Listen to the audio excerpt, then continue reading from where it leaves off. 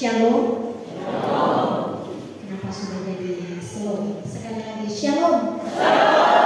Pujian Tuhan. Kita bersyukur Bapak dan Ibu, kita mulai ada di bulan September. Sudah memasuki bulan September, Oktober, November, Desember. Berarti sudah di depan mata kegiatan perayaan Natal dan menyongsong tahun yang baru 2024 jika Tuhan berkenan. Sehingga kita berdoa kiranya kita semua sehat dan kuat dalam kasih dan pertolongan Tuhan, saling baku sayang, saling melihat dan saling tolong menolong, sehingga Tuhan akan terus memberkati kehidupan kita pribadi, keluarga, masyarakat dan jemaat, sehingga Tuhan menuntut kita untuk menutup tahun 2023 dengan penuh sukacita. Dan bacaan sinode untuk ibadah minggu di bulan Agustus, di bulan September, awal bulan pada saat ini, dari Injil Matius pasal 21 ayatnya yang ke-18 sampai ayatnya yang ke-22 tentang Yesus mengutuk pohon ara. Ketika Bapak dan Ibu mendengar pembacaan firman Tuhan ini, menurut Bapak dan Ibu, kira-kira apakah Tuhan Yesus dalam kisah ini dia jahat atau tidak? Dalam kisah Yesus mengutuk pohon ara, karena tiba-tiba pagi-pagi dalam perjalanan ke kota, Yesus merasa lapar. Di dekat jalan situ ada sebuah pohon ara. Lalu ketika Yesus mendekat, dia tidak mendapat apa-apa pada pohon ara itu. Dan seketika itu juga Yesus mengutuk pohon ara, engkau tidak akan berbuah lagi selama-lamanya. Dan seketika itu juga keringlah pohon ara itu. Menurut Bapak dan Ibu, Tuhan Yesus jahat atau tidak?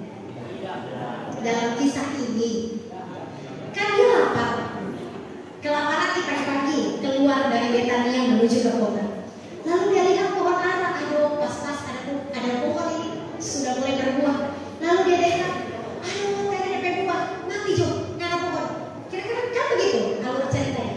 Tuhan Yesus jahat atau tidak? Kisah ini loh, kalau memang Tuhan Yesus tidak mungkin Tuhan Yesus jahat, Yesus tidak pernah salah, Tuhan Yesus tidak pernah jahat. Dari kisah ini loh, hanya kisah Yesus mengutuk pohon ara. Kisah ini Matius 21 ayat 18 sampai 22. Yesus jahat atau tidak? Salah apa pohon ara? Kasihan pohon ara, dia tidak salah, dia hanya berdiri, bertumbuh. Lalu ketika Yesus, aduh so lapar ini pas-pas, aduh tidak ada buah mati Jo, begitu loh. Terkutuklah engkau, kan tidak ada salahnya pohon ara. Yesus jahat? Tidak. Yesus tidak pernah jahat dan Yesus tidak pernah salah. Dia hanya mengajar kepada kita semua Bapak dan Ibu bahwa kehidupan kita itu diperlambang seperti pohon ara. Pohon ara dalam kehidupan bangsa Israel pada zaman itu adalah pohon yang cukup baik. Dia memberi buah kepada hewan dan kepada manusia, dan buahnya itu bisa dinikmati oleh banyak orang. Dalam pembacaan firman Tuhan saat ini, Yesus hendak mengajar kepada kita semua, orang-orang percaya, bahwa pohon ara perlambang dianalogikan seperti kehidupan orang-orang percaya.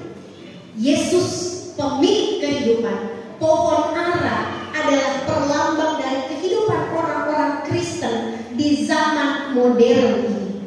Di ayatnya yang ke-19, ketika Yesus tetapi ia tidak mendapat apa-apa pada pohon itu selain daun-daun saja.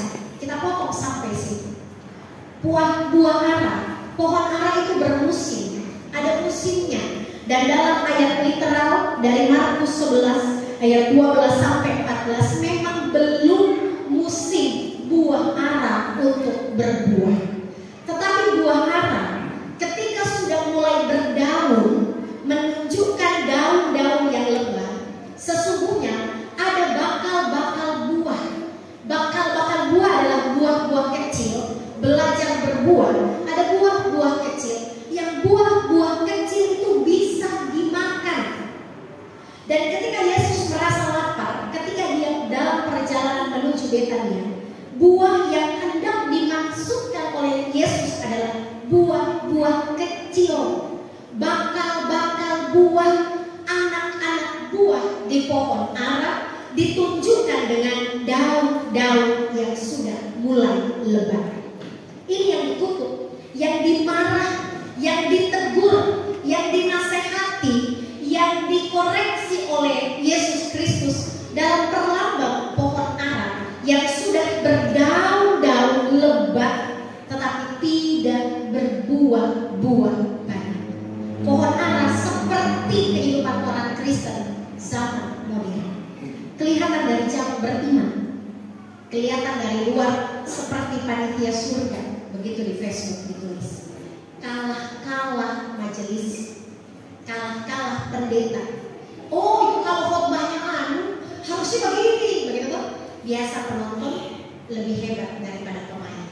Itu seharusnya jangan begitu, ya. Seperti orang beriman, dekat dengan Tuhan, menghidupi kehidupan Kristen, tetapi hanya tampak dari luar. Kita beriman, kita dekat dengan Tuhan, kita seperti orang yang diselamatkan, tetapi ternyata kita menutup iman kita dengan ritual-ritual kekristenan dalam kemunafikan iman. Melakukan ritual ibadah aktif, kompensus Bapak Ibu, kolom, aktif dalam persekutuan gereja, mengikuti semua kegiatan-kegiatan dalam program dan organisasi, tetapi kita tidak berempati terhadap orang lain. Kita tidak punya simpati terhadap orang lain. Kita menutup mata kita dengan kebutuhan dan keluhan orang lain. Kita menutup diri kita dengan keegoisan dalam kehidupan keberimanan. Kelihatan berdaun, kelihatan dekat dengan Tuhan, kelihatan menjadi orang yang beriman.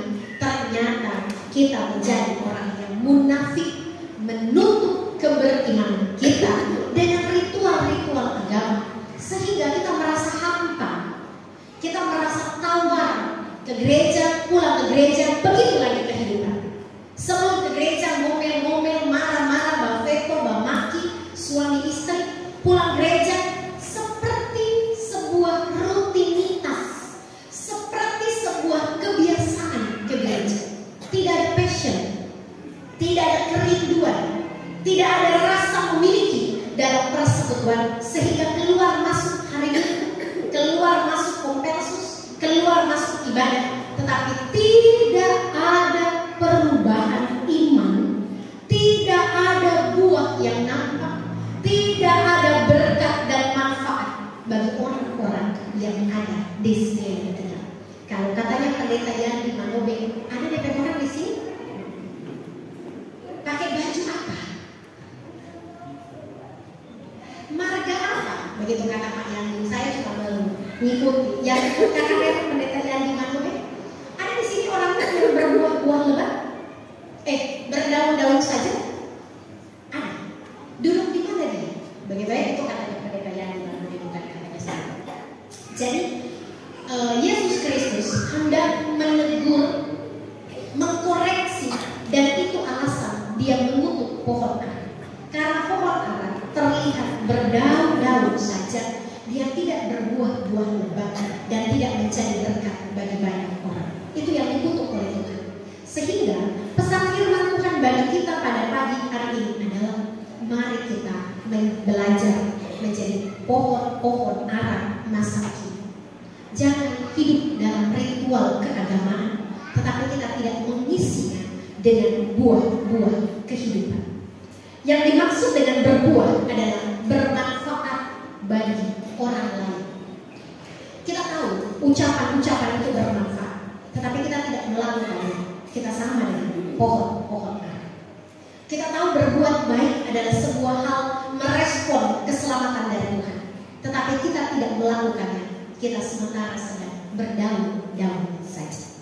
Kelihatan beriman, kelihatan dekat dengan Tuhan, kelihatan seperti orang yang hidup membangun persekutuan bersama dengan Tuhan, tetapi kita menjadi orang-orang yang menutup itu semua dengan kemunafikan karena tertutup dengan ritual-ritual keagamaan yang tidak berkenan kepada Tuhan.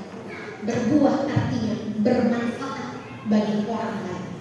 Berbuah dalam Galatia 5 ayat 22 ayatnya yang ke-23, di situ dikatakan dengan jelas apa itu buah yang harus menjadi tolak ukur dari kehidupan orang yang diberkati oleh Tuhan. Tetapi buah roh yang kasih, sukacita, damai sejahtera, kesabaran, kemurahan, kebaikan, kesetiaan, kelemah lembutan, dan penguasaan diri. 9 buah roh bermanfaat bagi orang lain. Jadi kalau Bapak dan Ibu merasa saya bukan pohon ara, sudahkah kita punya kasih? Sudahkah kita punya kelemah lembutan? Sudahkah kita punya kesabaran? Sudahkah kita punya kesetiaan? Sudahkah kita punya penguasaan diri? Sudahkah kita punya kemurahan, kebaikan, dan lain sebagainya? Buah roh yang dimaksud bukan karena, tetapi sekalipun. Itu yang hendak diajar oleh firman Tuhan. Saya punya kasih kok, tetapi tergantung siapa yang baik kepada saya akan baik. Tetapi siapa yang jahat kepada saya bisa 1000 kali lebih jahat. Oh, minta maaf, itu bukan buah roh yang berkenan kepada Tuhan. Tetapi sekalipun saya digosipi, begitu ya, sekalipun saya dihina, sekalipun saya dipandang rendah, sekalipun kita dilukai, sekalipun kita tidak dihormati, sekalipun kita dipandang sebelah mata, sekalipun perjuangan kita, pengorbanan kita, sekalipun kita tidak dianggap oleh orang-orang yang ada di sekeliling kita, kita tetap mengasihi, kita tetap beriman, kita tetap mencari Tuhan, kita tetap setia, kita tetap bermurah hati, kita tetap penuh dengan penguasaan diri, kita tetap baik kepada orang lain. Itu baru kualitas iman yang berbuah dan bermanfaat bagi orang lain. Coba tanya kepada diri kita sendiri, ekspresi muka menentukan kira-kira kita sudah berbuah atau belum? Dari ekspresi muka Bapak dan Ibu, boleh tanya di kanan kiri, samping kiri dan samping kanan Bapak dan Ibu, kira-kira saya sudah berbuah atau belum? Kira-kira saya sudah berbuah atau belum? Menjadi koreksi iman kita, maka kita harus hidup dalam tuntunan kasih dan pertolongan Tuhan, sehingga kita tidak akan menjadi pohon ara yang dikutuk. Dan poin yang kedua adalah seketika itu juga keringlah pohon ara itu. Hasil akhir dari orang-orang yang munafik, orang-orang yang menutup diri dengan ritual-ritual agama saja, maka tidak akan bertahan lama dalam kehidupan keberimanan. Tuhan kutuk. Dalam pengertian dikutuk adalah Tuhan murka. Tuhan tidak menginginkan apa yang Dia ciptakan tidak berguna dan tidak berkenan bagi Tuhan. Bapak dan Ibu yang seorang petani, perhatikan kalau ada pohon yang kita tanam, kalau dia tidak berbuah, apa yang Bapak Ibu buat? Tebang, bikin siksa basaku, DP rumput setiap pagi. Tebang, tanam yang baru. Tidak berbuah, tebang, tanam yang baru. Begitu juga dengan kehidupan kita. Sia-sia Tuhan ciptakan kita di dunia ini, kerjanya cuma penuh dengan kemunafikan, tidak berbuah, tidak bermanfaat bagi orang lain. Tuhan bilang tebang, kutuk, dan keringlah seketika pohon itu. Jadi hati-hati, kita yang membuat diri kita sendiri yang akhirnya dikering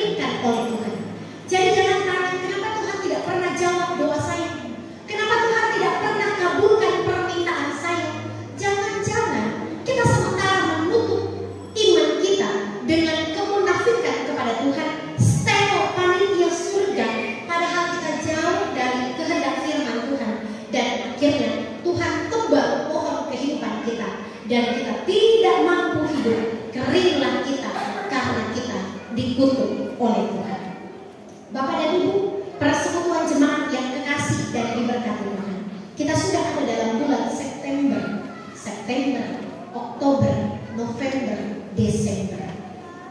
8 bulan ke belakang. Sudahkah kita menjadi berkat bagi banyak orang? Sudahkah buah kita terpancar dalam kehidupan keluarga, rumah tangga, pekerjaan, berjemaah, bahkan bermasyarakat? Tolak ukurnya adalah ketika orang lain senang dengan kehadiran kita, disitulah kita berbuah. Tetapi ketika kehadiran kita membuat kehidupan orang-orang di sekeliling kita tidak diberkati, maka kita belum menjadi berkat bagi banyak orang. Sebelum terlambat, sebelum pohon kehidupan kita dikutuk oleh Tuhan, berubahlah, bertobatlah, dan hiduplah suci, dan berbuahlah bagi banyak orang, menjadi berkat dalam kehidupan rumah tangga, usaha dan pekerjaan, bahkan dalam kehidupan berjemaah dan bermasyarakat. Yang berikut adalah ayat 21 sampai ayat 22. Ini adalah respon dari para murid ketika mereka melihat bahwa Yesus menutup pohon ara dan sekonyong-konyong pohon ara itu menjadi kering. Dalam ilmu hermeneutik ini ada 2 paradoks yang berbeda. Ayat 18 dan ayat 20. 18 sampai 20 itu kisah tentang pohon ara. Ayat 21 sampai ayat 22 adalah respon para murid ketika melihat Yesus melakukan tanda-tanda mujizat untuk mengubah pohon ara itu menjadi kering. Yesus bukan menegur mengapa para murid tidak percaya, tetapi Yesus menjamin dan mengajarkan kepada para murid di ayat 22, dan apa saja yang kamu minta dalam doa dengan penuh kepercayaan, kamu akan menerima. Kita dijamin Bapak dan Ibu dalam kualitas iman kita yang berbuah, yang sungguh-sungguh bermanfaat bagi orang lain, yang menjadi berkat bagi banyak orang. Kita tidak akan hidup begitu saja, tetapi kita yang punya kualitas iman yang berkenan kepada Tuhan, yang berbuah dan bermanfaat bagi orang lain, kita dijamin apa saja yang kita minta dalam doa dengan penuh kepercayaan, maka kita akan menerima.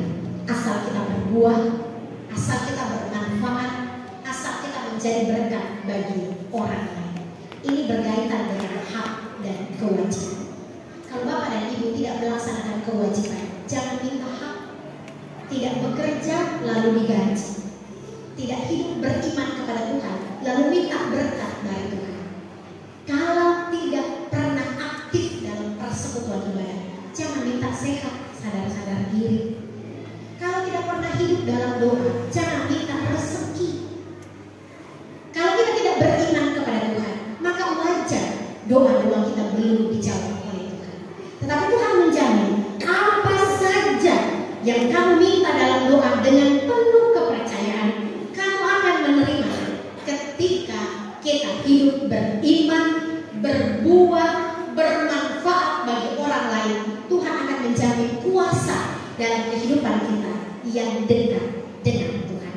Mari menjadi pohon-pohon ara yang berbuah-buah lebat, diberkati Tuhan, dan menjadi agen saluran berkat dimanapun kita pergi dan berada. Selamat berbuah, selamat bermanfaat demi hormat dan kemuliaan bagi nama Tuhan. Terpujilah Kristus dengan firman. Amin.